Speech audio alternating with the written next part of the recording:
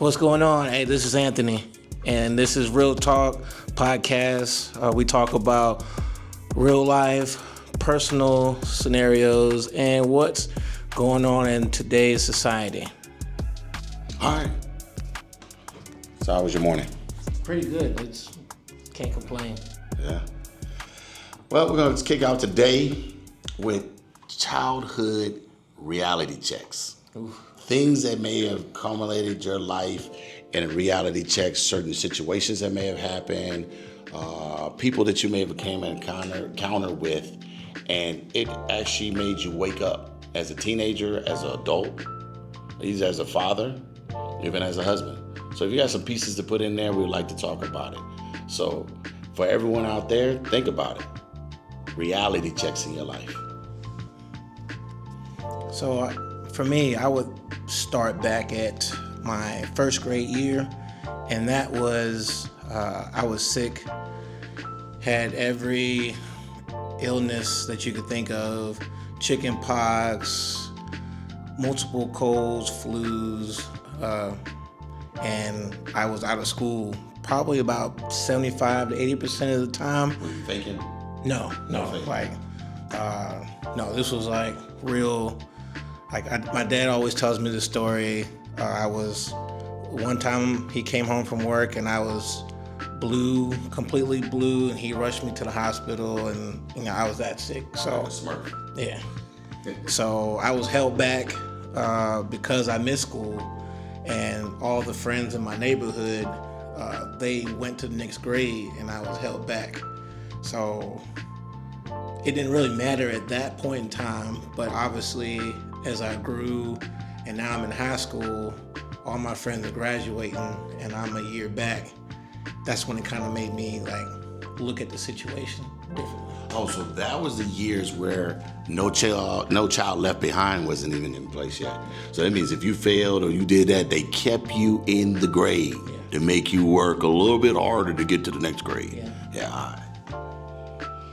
So yeah, that's what started. Actually, I'll let you get one. I had one while I was a young teenager living in Miami. Miami is, they say it's a melting pot, but it is a lot of races and when I say races, I'm talking about as far as gender, race, and things like that, of many different ethnicities living there.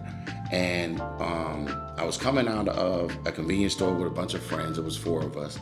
And a cop came out of nowhere, pulled up, put us on the wall, and asked us for ID. And from that day forward, it changed my outlook on who I am, what I am. Didn't really come together with things because I always felt like that would happen to everyone else, somebody on TV or things to that effect. Never thought it would ever happen to me. And he asked me for my ID, roughed us up a little bit, not to the point of Rodney King type of situation, but we were getting, pretty pushed around a lot. He didn't put us in handcuffs until the last moment. And then one of us decided to say, well, can we call our parents? And that's when it all stopped. And he let us go. And it took me about a couple months before I even related that incident to my parents. But then I knew that I needed to, have some type of ID to make sure that they knew exactly who I was. And I just didn't blend in with everyone else. You mentioned the police officer, and I had to write that down because I had a similar incident. And I won't say an incident, it was more of an eye-opening. And that eye-opening was, I was on the football team, and I was an offensive lineman, and we were the staple of our community. Shout out to Mechanicsville, Lee Davis High School. That's what we were called at the time. But no, it was a lot. So, I'm wearing my jersey. We got a game that day, and I'm driving towards the game, and I get pulled over. And, cop comes out, and he sees the jersey, doesn't even know who I am. Sees the jersey, he was like, "You got a football game today?" And I'm like, "Yes, sir, I do." He was like, "Well, your stoplight's out, and I need you to take care of that, but take care of that after y'all win this game." And I'm like, "Yes, officer, thanks." And, he gave me the warning. He's like, "Here, this is the warning just so you know to get it taken care of." And he sent me on my way. He's like, "We'll be cheering for you." And that was it. So for me, it was just like being a part of a community really makes it different than being on your own trying to do things by yourself.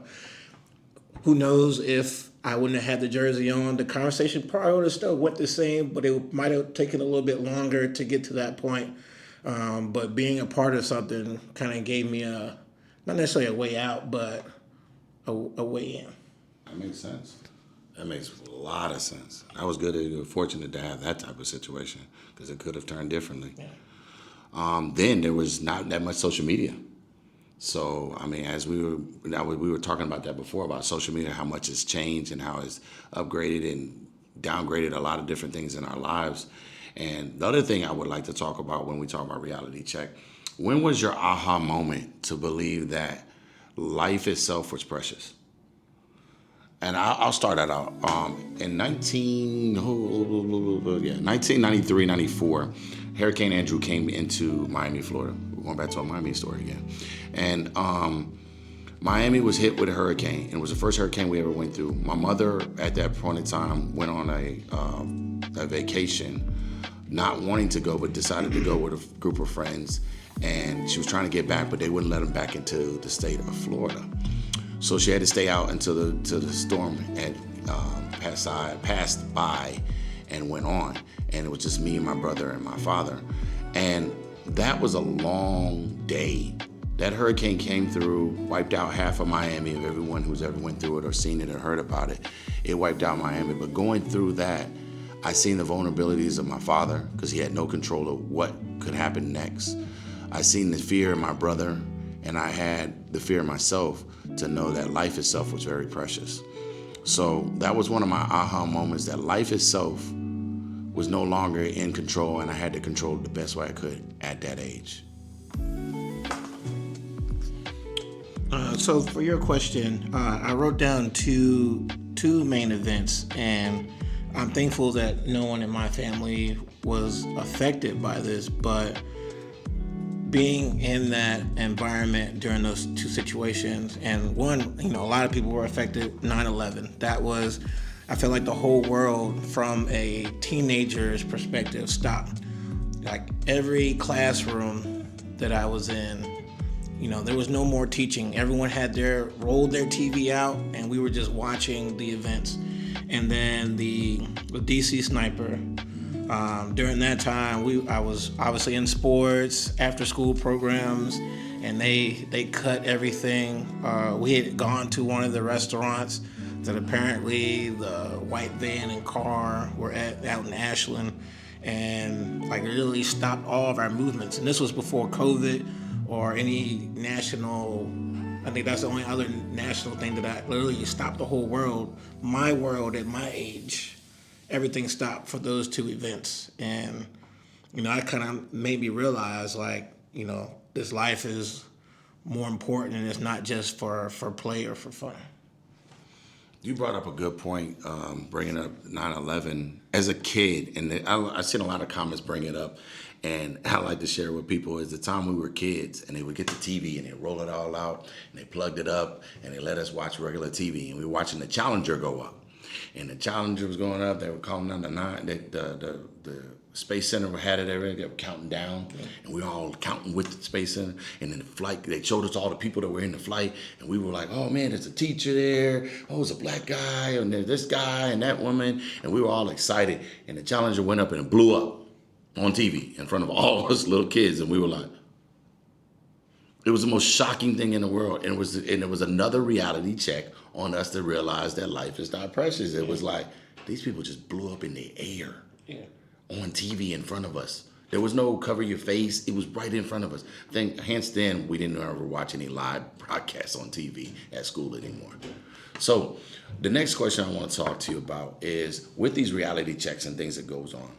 Do you feel like you met a point where you realized that other people had feelings, or the difference of what you seen at that time gave you growth, that people see life differently than you, or you see life differently because of those situations? I would definitely say it's a combination of both.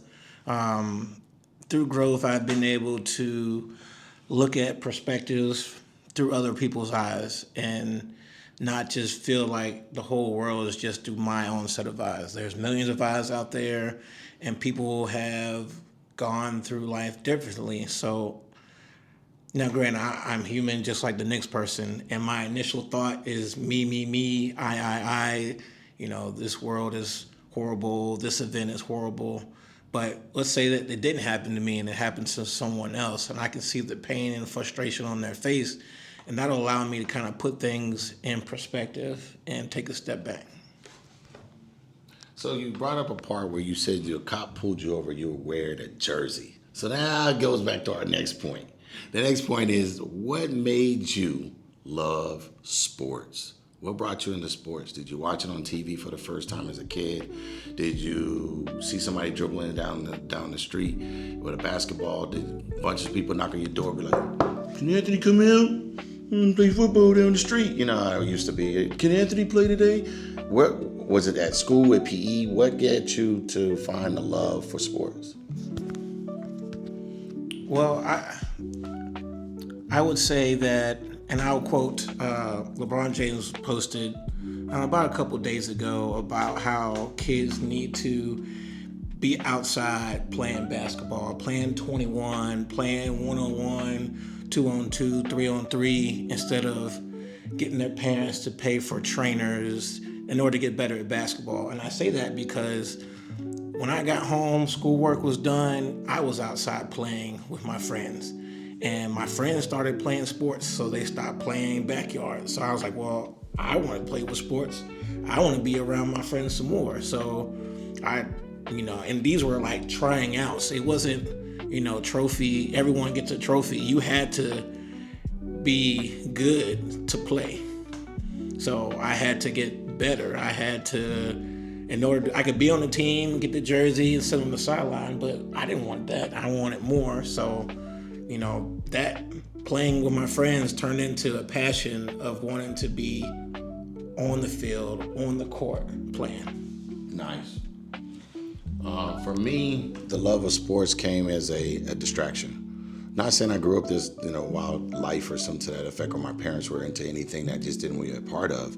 It just gave me an opportunity to do something outside of my normal life. It was like we do school, and then I went to play a sport, either outside. And once I joined the team aspect I really love. I love the triumph, the drama. I love the camaraderie, the cohesion, people laughing and joking with each other. And we were separated from everyone else.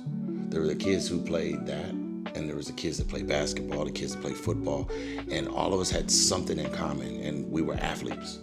Back then, they used to call them jocks. I never understood the concept, but that's what it was based on. And it was like a separate family from your own family, and it was a fun way of expressing yourself with limits.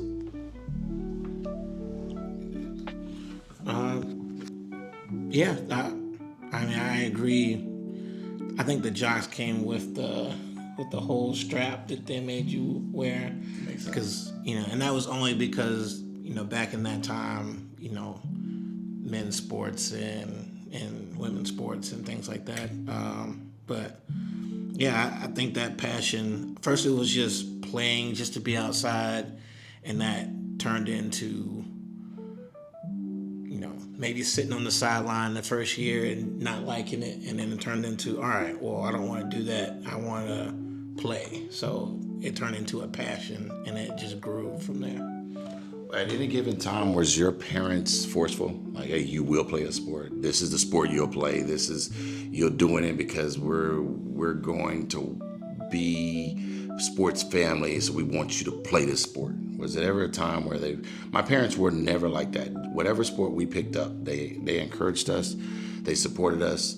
If we wanted more out of it, let's just say if we wanted a trainer, we never thought that process, but if we wanted a trainer, we had to show it in the challenges on the field or the challenges on the basketball court for them to warrant, hey, this child needs more to enhance what they're already showing us.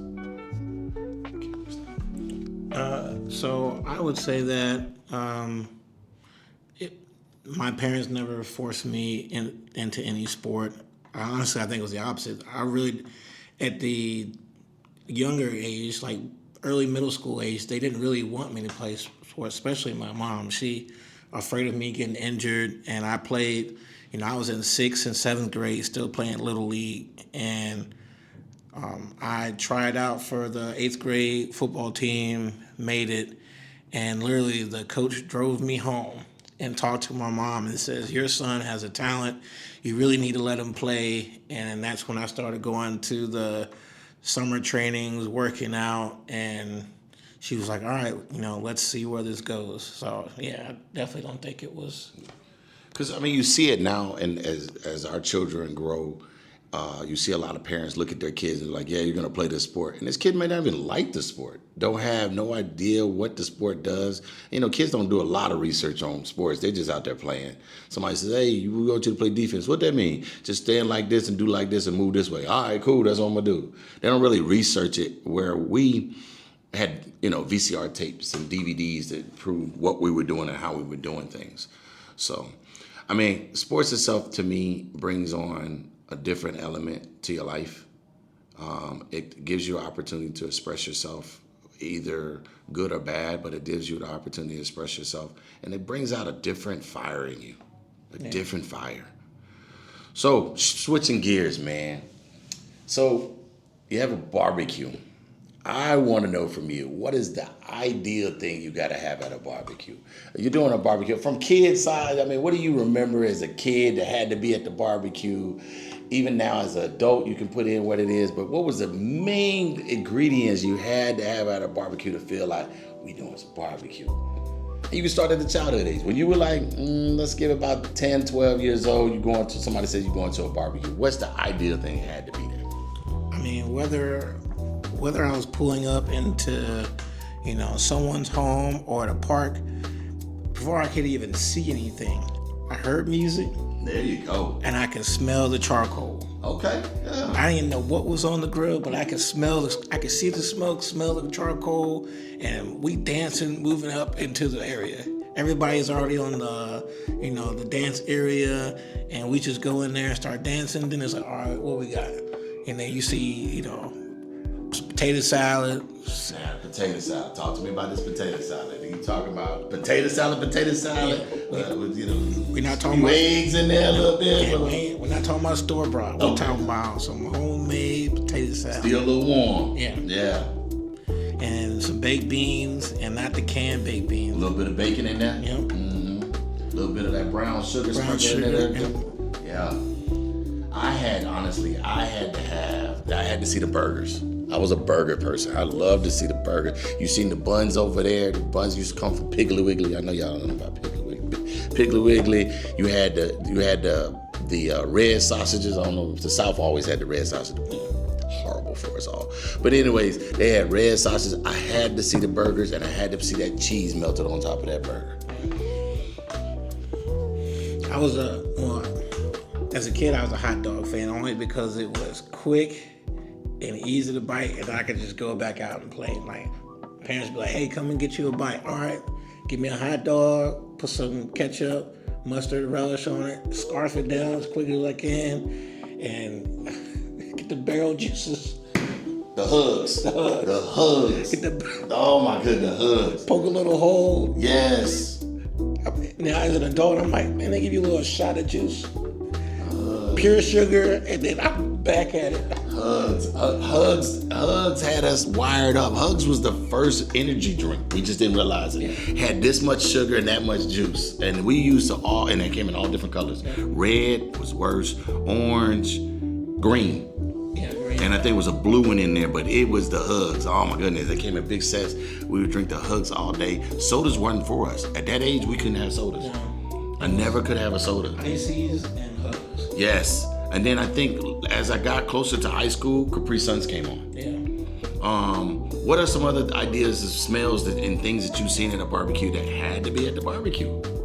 We know the girls were there. I mean, if you went with family, if it was a family barbecue, your cousins there. But I'm talking about if you went to the park and people were barbecuing, you would see girls out there, little girls out there, you wave at them. Everybody trying to play a sport. All the boys play football and stuff. But what are some of the things that stand out that had to be there besides the baked beans, the baked potatoes? I mean, not baked potatoes, the potato salad type things. There was always a spot for the elders, like either the grandparents, the great grandparents, or the great great grandparents, and it was always up front. And before you go anywhere else, you had to go visit that area.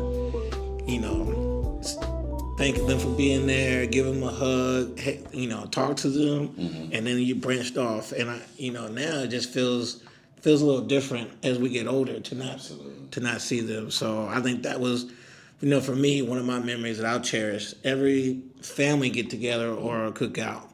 All right, where's grandma at? Where's great grandma? All right, let me go there first, and then go on to the other parts.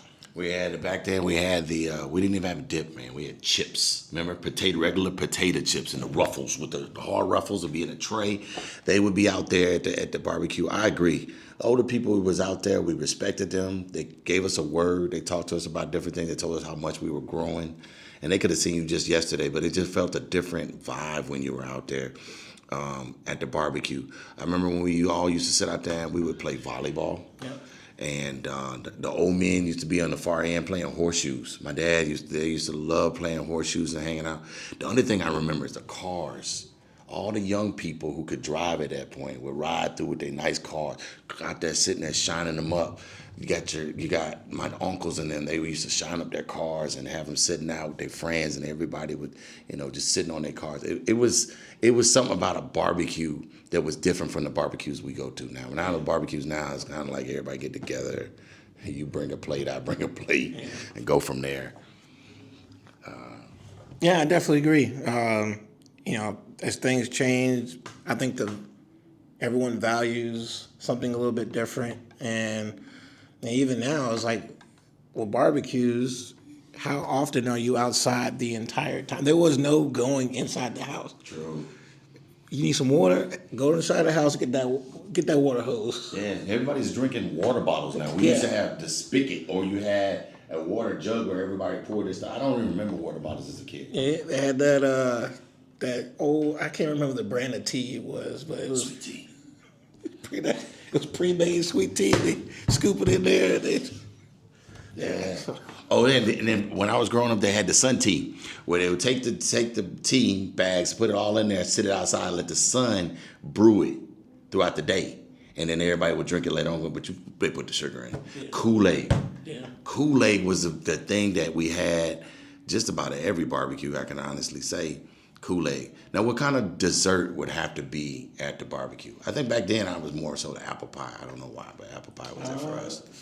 So depending on what side of the family it was for, in Virginia, it was sweet potato pie, and I want to say sweet potato pie was like the main thing. I really don't remember. And pound cake. Pound cake. Was it either lemon cake or pound cake? Or upside down 7-Up cake. Yep. It was out there. With the glaze on the top. Yeah. Pound cake. Boy, you brought up something there. Pound cake. We had some pound cake.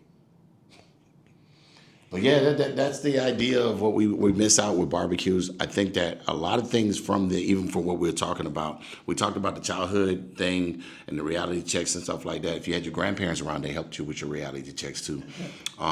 Sports was always a thing for us in our family. We were all very, very competitive. So that accumulated things there. And then I think what we're missing a lot of times, and all the things that we just talked about, is having those elderly people around that give you a little bit of a pep talk or a process of letting you know what's going on and how much things have changed, not just in you, but in life. And because we don't respect the elderly as much as we used to, and giving them reverence and going to talk to them, because a lot of people act like they're too busy. So I do miss that part. I miss that part. Anybody? But I just do want to say this podcast is sponsored by Pivot Point Marketing. If you're in business or you just need someone to advocate for you in life, don't pivot on your own. Let Pivot Point Marketing pivot for you and guide you into your new location or new direction. Now, have you heard of Clearview Horizon? Anthony's going to tell you a lot about that. All right, so Clearview Horizons, I have a drone company, and I'm tinting windows for Cool View, Savannah, Hilton Head, and I wanted to take the two and merge so that way I could post videos, technical videos on how I tint, what tools I use, while showing you amazing visual photography on my drones that I use. So I decided just to bring them together to get the conversation started. So far, it's been fun. I got a couple of videos coming out. Look for those soon. And it's just something that I love to do, and I get to share it with you all. Now, Pivot Point Marketing has gone around the world, literally. We've been in a lot of different locations. As we're showing videos of this cast talking about real talk, we're going to be showing you different images of places that we've gone, places where we are going. Recently, in days, we've been on a cruise. So we went with Pivot Point Marketing went, Creative Coding went, Clearview Horizon went, and we all had a great time and get an opportunity to network and get some perspective on reality checks while we were there as well. So the next trip we have on docket is Atlantic City, so that should be fun. More to follow.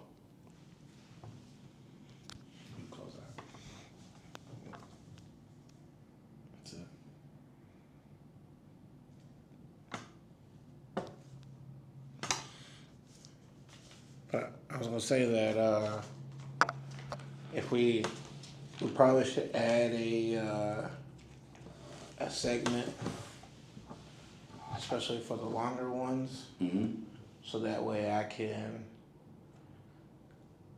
stop the video, add the title back in there. Oh, for promos. Yeah, Yeah, absolutely. it'll flash the promos, and then it'll bring you back in. All right, we're back, and you know. So what we do is, we got the phones, we set up a timer, it doesn't have to ring. Yeah. We can look at it, boom, stop here, and we just pause. That pause gives you the opportunity to do that. Yeah. And then we can wait for a few minutes, all right, let's go back, and then go back into it again. So then you don't have to do much of anything with that because you already had the pause. Yeah. Did it stop all the way, or is it still moving? So the bottom camera is still going because that red dot means it's recording. That's why I didn't. It was just a For sure. screensaver. This one, it didn't follow at all, so I don't know if it came out. But we stayed in the frame of the other one, though. Yeah. I think that was a little bit more upbeat.